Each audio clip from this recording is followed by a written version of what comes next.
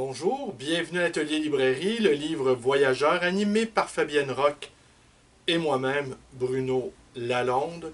Nous sommes à Montréal le 2 avril 2022. Alors je poursuis cette lecture de James Inman et Michael Ventura.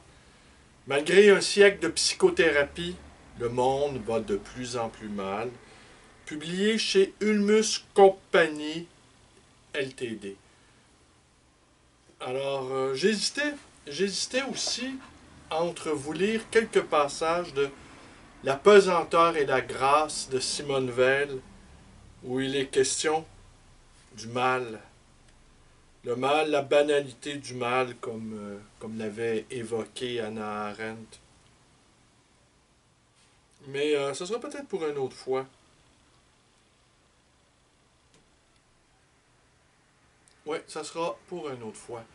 Car c'est évident que par les temps qui courent, nous avons besoin de nous environner d'autrices, d'auteurs qui ont su transcender leurs conditions, qui ont su prendre à bras le corps l'existence, leur propre existence et l'existence en général, ce que ça suppose, ce que ça implique, ce que ça comporte. Et James Inman et Michael Ventura offrent des perspectives absolument révolutionnaires. C'est dans un courant un peu de l'antipsychiatrie tel que l'ont avancé Donald Lang ou encore David Cooper, qui disait au fond que la thérapie, on le voit bien, pouvait être au service, en fait, pouvait être au service de l'État, au service de la politique. Nous sommes tout à coup en crise, nous sommes en deuil, nous ne parvenons plus à effectuer ces tâches fastidieuses, inutiles bien souvent, pris dans des engeances bureaucratiques et des exigences paradoxales. Eh bien, l'esprit peine, l'esprit craque, et l'âme, comme le mentionnent Inman et Ventura, l'âme souffre, la psyché embrigadée, la psyché cadenassée, la psyché qui est sous contention, contention des conventions, contention des désirs fous, muselés, et cette nécessité absolue,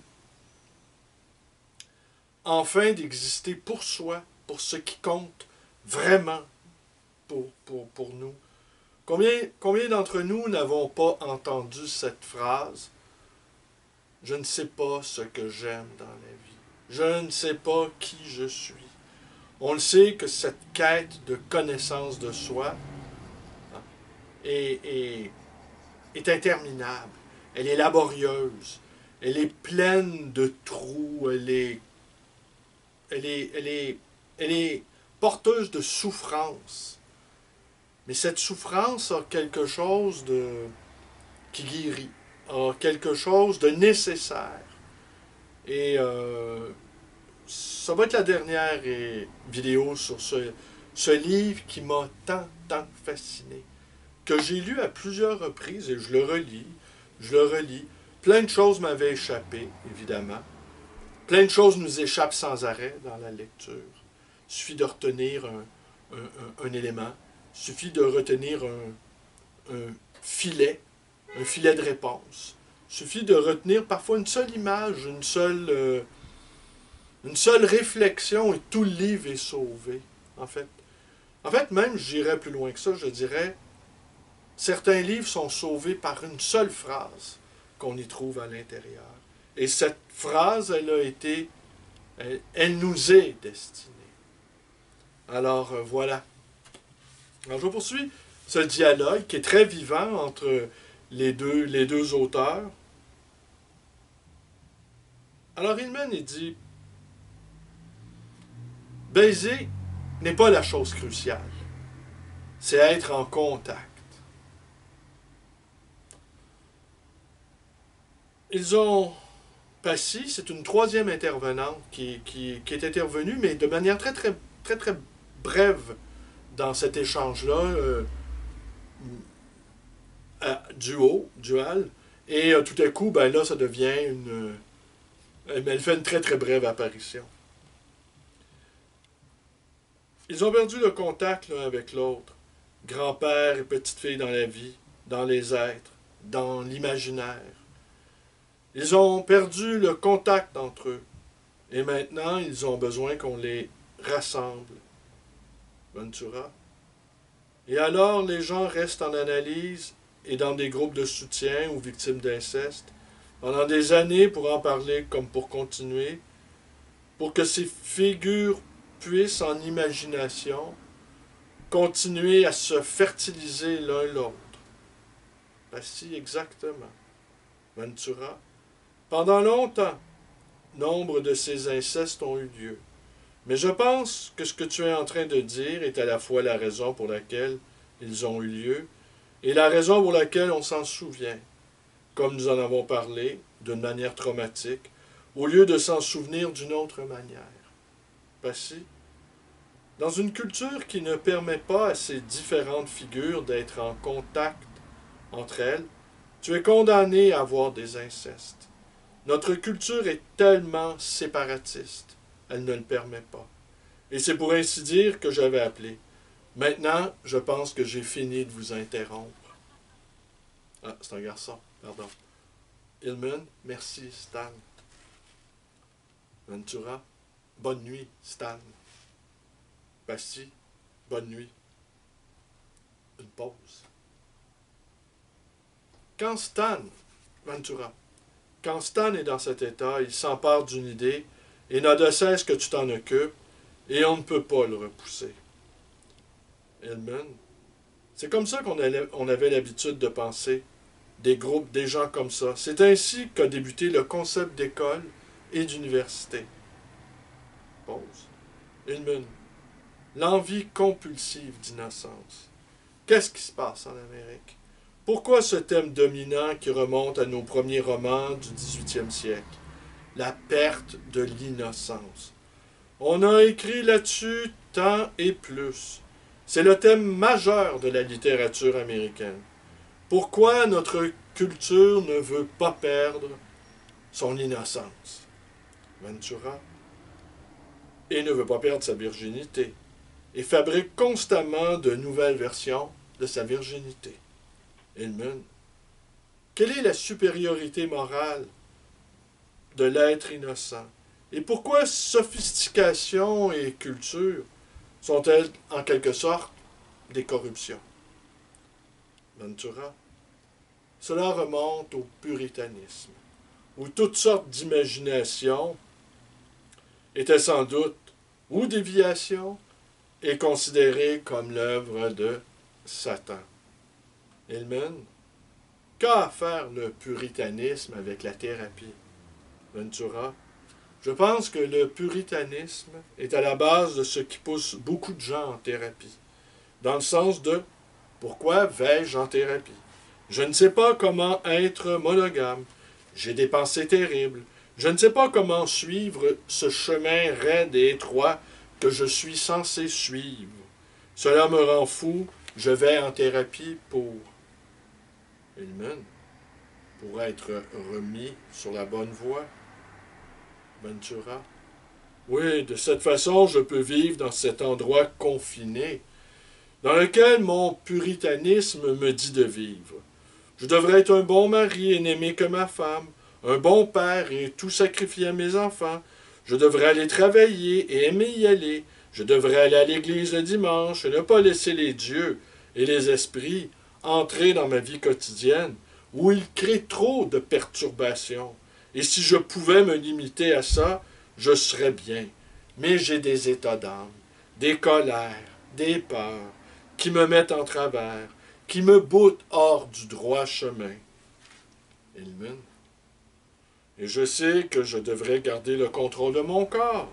Mais au lieu de ça, je mange trop, et je bois trop, et je mange du chocolat avant de me coucher. Et vraiment, je ne devrais plus le faire. Et je continue à fumer, et mon corps est plein d'appétit, de désir, de perversion et de bizarrerie. Ventura. Et je veux que la thérapie me guérisse de tout ça. En d'autres termes, je veux que la thérapie me guérisse d'avoir une psyché. Parce que c'est ça que dit le puritanisme. Si tu fais ci et ça, et pratique de telle et telle façon, et crois ci et ça, tu n'auras pas à te soucier d'avoir une psyché. Ta psyché n'aura pas d'importance, ce ne sera plus un facteur. Edmund, tu n'auras pas à te soucier d'avoir un corps non plus. Ventura. Et tout ce qui interfère avec le normal, le raide et l'étroit est mal. Ce qui est une manière insidieuse de dire la psyché est diabolique. Et la psyché est en train d'essayer de mettre quelques courbes dans ta raideur et d'élargir ton étroitesse. Et ton imagination te câline, t'aiguillonne, te séduit, te stimule. Hillman. Ouais, mon imagination est pleine de choses extraordinaires que je ne devrais pas faire. Ventura. Si ta psyché et ton corps essaient de t'empêcher de vivre comme nous, les puritains, aimerions que tu vives, alors ils sont diaboliques. Alors, en psychologie, il se trouve que tu vas en analyse pour te guérir d'avoir une psyché. Edmund, c'est ça, c'est extraordinaire. Ventura, alors il n'est pas vraiment surprenant que ça ne réussisse pas souvent. Alors tu te retrouves chez ton thérapeute pendant des années. La thérapeute est la relation la plus stable et sûrement la plus chère de ta vie. Et tu conserves cette relation pour que la thérapie puisse agir comme un aiguillon à vache sur ta psyché et la garder dans l'enclos. Hillman. Et là maintenant, attends un peu. Il faut que nous divisions la psychologie en deux catégories. La sorte de psychologie qui va soutenir le puritanisme est ce que j'appellerais la psychologie de l'ego. Psychologie du comportement, thérapie du comportement, thérapie cognitive, les différentes sortes qui essaient de conserver le contrôle sur les choses. Ventura, mais plus toutes ces pseudo-thérapies de l'être. Hillman, vrai. Il y a une autre sorte de thérapie qu'il ne faudrait pas oublier, qui est la thérapie expressive.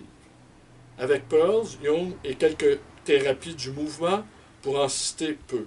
Leur idée est de laisser les choses apparaître, mais de ne pas chercher à les contrôler. Je ne pense pas que le contrôle soit leur but théorique ultime.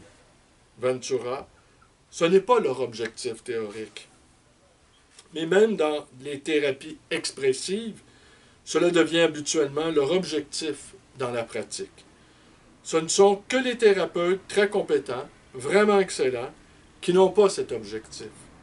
La personne, le client, le consommateur payant, entre dans le bureau et l'objectif devient « Prends le contrôle de ta vie ».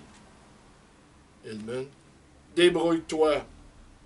Ventura, débrouille-toi. Et Dieu sait qu'on doit en dire des choses en faveur du débrouille-toi. Hillman, mais mon Dieu, se débrouiller ne peut pas être la fin, le but de la vie. Ventura, il y a beaucoup de gens qui ne seraient pas d'accord avec toi. Et la plupart des thérapeutes ne seraient pas d'accord avec toi, non en théorie, mais en pratique. Maintenant, la plupart des thérapeutes diraient, ils sont perturbés quand ils arrivent. Il faut les amener à un niveau où ils se débrouillent avant de pouvoir faire le reste. Et c'est à ce moment que les thérapeutes commencent à ressembler au ministère de la Défense et à la Maison-Blanche, parlant de sécurité nationale. Une fois que nous contrôlerons la sécurité nationale, nous aurons du temps pour la vie réelle, la psyché de la nation. Mais en psychothérapie, comme pour le gouvernement, tout se passe entre débrouillardise et ou sécurité nationale. Et on ne s'attaque quasiment pas à la vie réelle de la psyché ou de la nation. Quelle que soit leur théorie, beaucoup de thérapeutes ne regardent pas un millimètre au-delà au-delà du fait de rendre fonctionnel leurs clients. Hillman, fonctionnel défini comme sous contrôle. Tu es incontrôlable. Je suis incontrôlable. Ce sont des phrases importantes maintenant dans notre culture. Et la chose importante est d'être capable de contrôler ton comportement, de ne plus mettre la pagaille.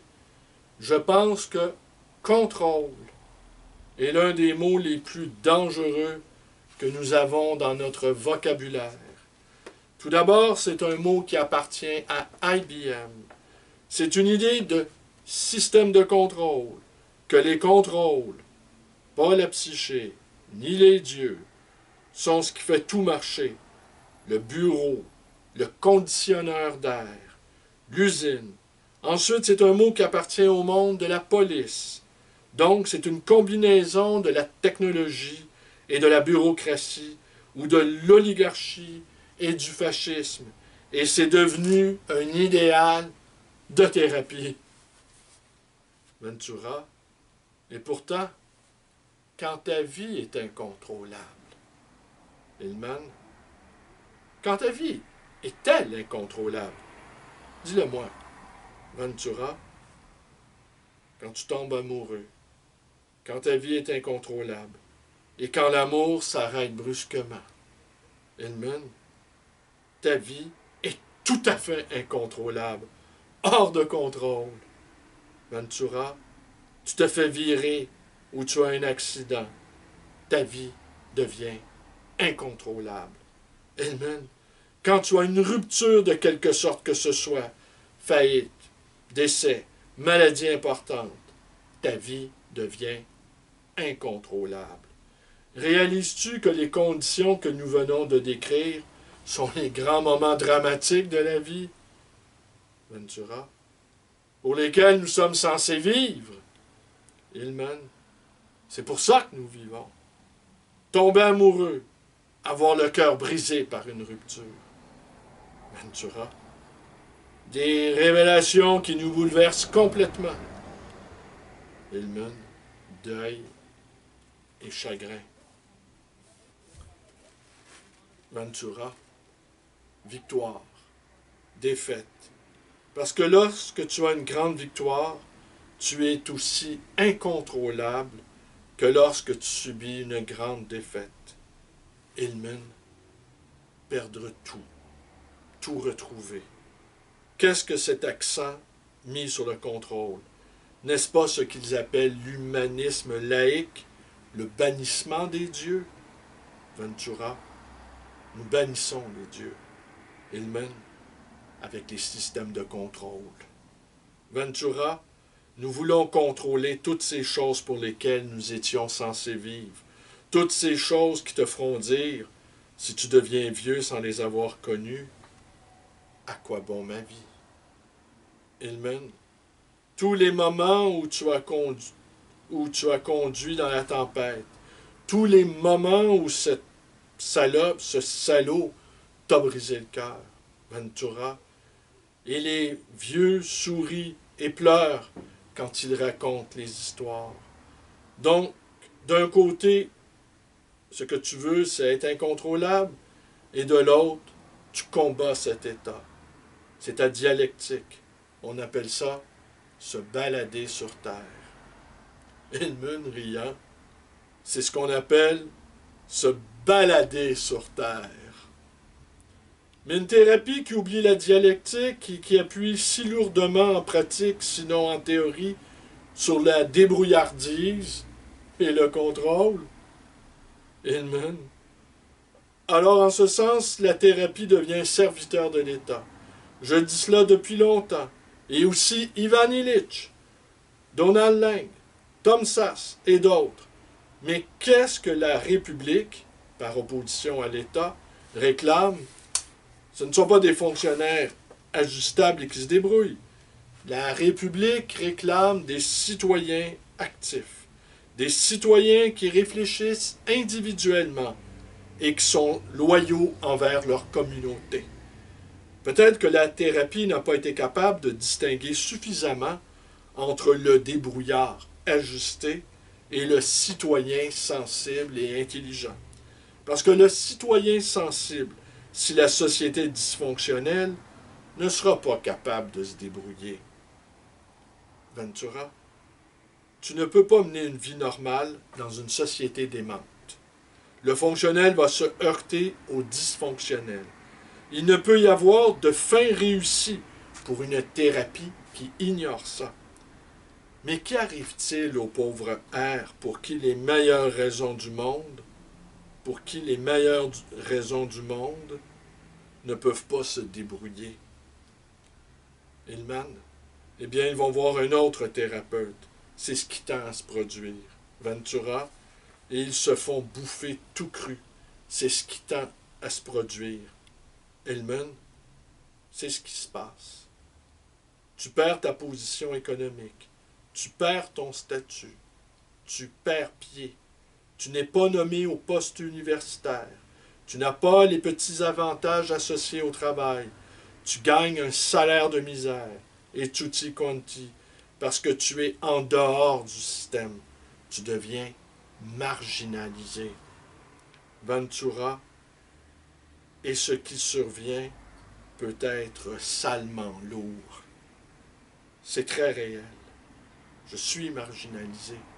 Tu es marginalisé. Nous avons eu beaucoup de chance, mais c'est la chance quand on est à l'extérieur des marges, en orbite, dans l'espace, en ce qui concerne cette société.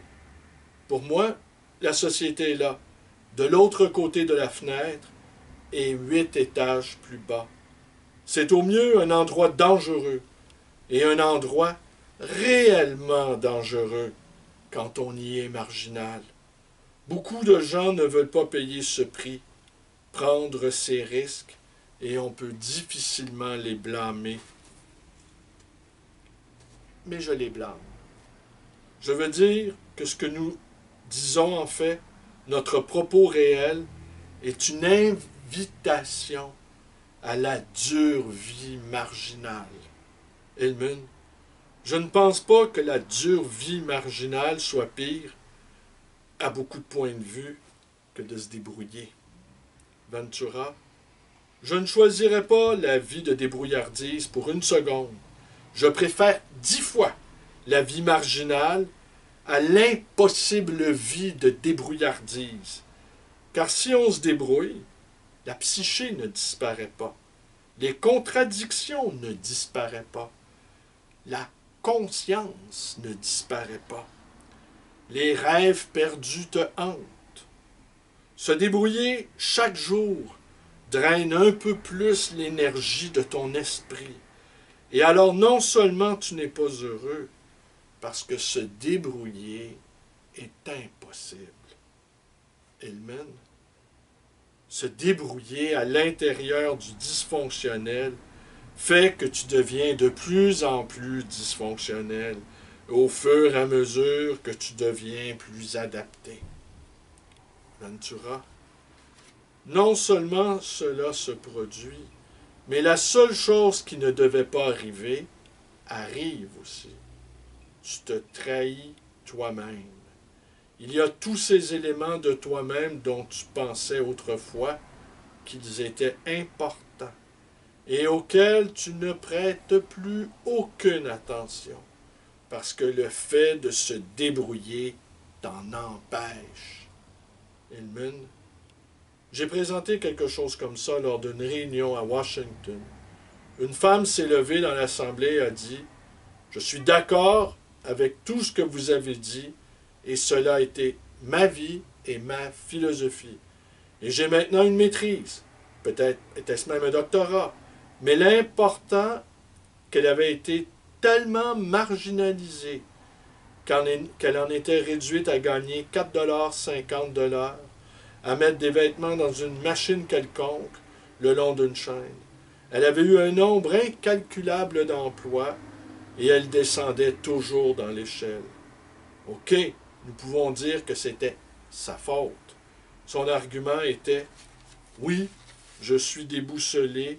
Oui, je suis hystérique, névrosé. J'ai un tas de problèmes, mais il n'y a aucun moyen pour que je puisse vivre dans la société en suivant vraiment les convictions que j'ai, les convictions dont nous avons parlé. » Ventura, vrai, à moins d'être très, très chanceux, il n'y a pas de moyen. Hillman, alors tu es d'accord avec elle, Ventura? Absolument. Toi et moi avons été chanceux. Hillman, bien sûr, nous l'avons été, mon Dieu. Mais aussi, j'ai fait des compromis. Tu as fait des compromis. Mais je ne nous citerai ni un ni l'autre en exemple de marginal héroïque. Je ne pense pas en être un. Ventura, il n'est pas question de marginal héroïque. Maintenant, nous devenons puritains. Si tu es en marge, il te faut être héroïque. Non, mais il y a une différence entre faire un compromis et se vendre tout entier. Quelquefois, tu vas devoir manœuvrer, céder un petit peu, danser. Tu vas te baisser pour rester en vie. Tu ne veux pas devenir un héros mort, ou même sans le sou, sans une excellente raison. Mais se vendre tout entier signifie faire sien les objectifs et les tactiques de la société comme un style de vie quand en ton fort intérieur, tu n'es pas du tout d'accord avec ce style de vie. Participer à des choses dont tu sais qu'elles contribuent à la dysfonction générale. Vivre de la dysfonction, ça, c'est se vendre tout entier. Si tu partages les valeurs commerciales, le moi d'abord de cette société, la survie est déjà difficile. Si tu ne les acceptes pas, survivre avec tes valeurs est beaucoup plus difficile parce que la société ne te soutient en rien du tout.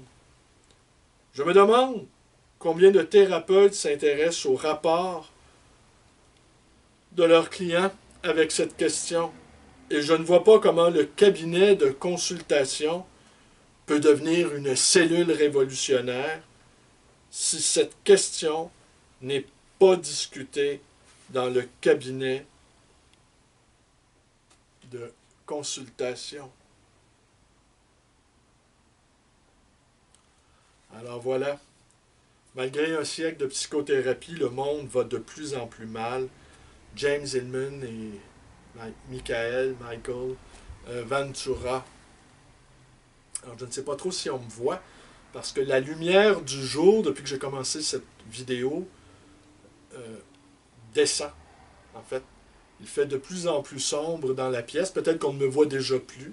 Peut-être que je suis en train de, tel un mirage, de disparaître. Mais nous sommes, il y a quelques minutes, je suis allé faire des courses. Et je songeais à ce qui nous arrivait il y a 2 ans, lors du premier confinement.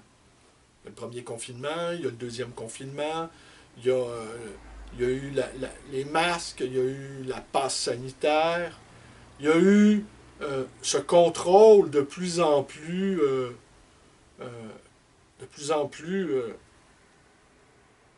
exacerbé sur nos vies. Et je crains fort que je ne discuterai pas ici de la virulence du virus.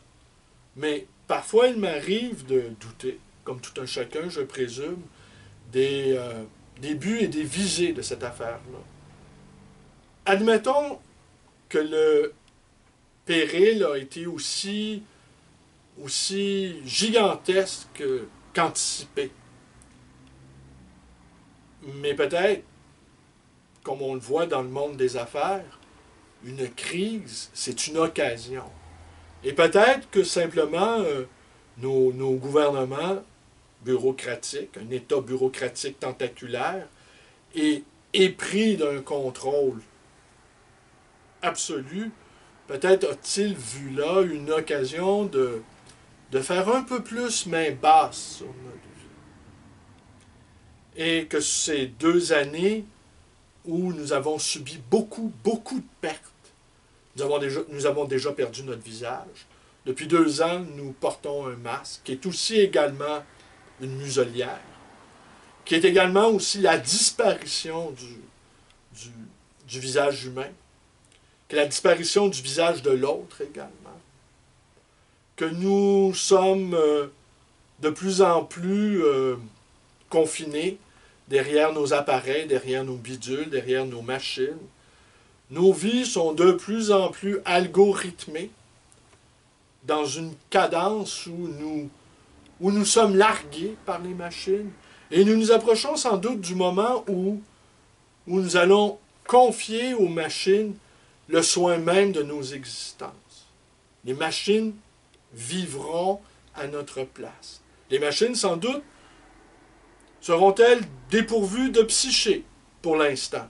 Mais peut-être que les algorithmes se multipliant, prenant du raffinement, prenant de l'expansion, atteindront-ils la singularité, que tout à coup, ils auront une conscience. Conscience que nous leur aurons, oui, offert. Simplement parce que notre conscience, notre psyché nous taraude, nous tenaille, nous empêche d'être des morts vivants tranquilles. Et puis là, 24 mois plus tard, c'est la guerre. Quelque chose d'atrocement banal dans son développement, mais une guerre hybride, dont on nous entend dire qu'elle est hybride, c'est-à-dire qu'elle est totale, elle est à la fois visible, elle est à la fois invisible. C'est le brouillard de la guerre, comme les commentateurs ne cessent de le répéter, le brouillard de la guerre.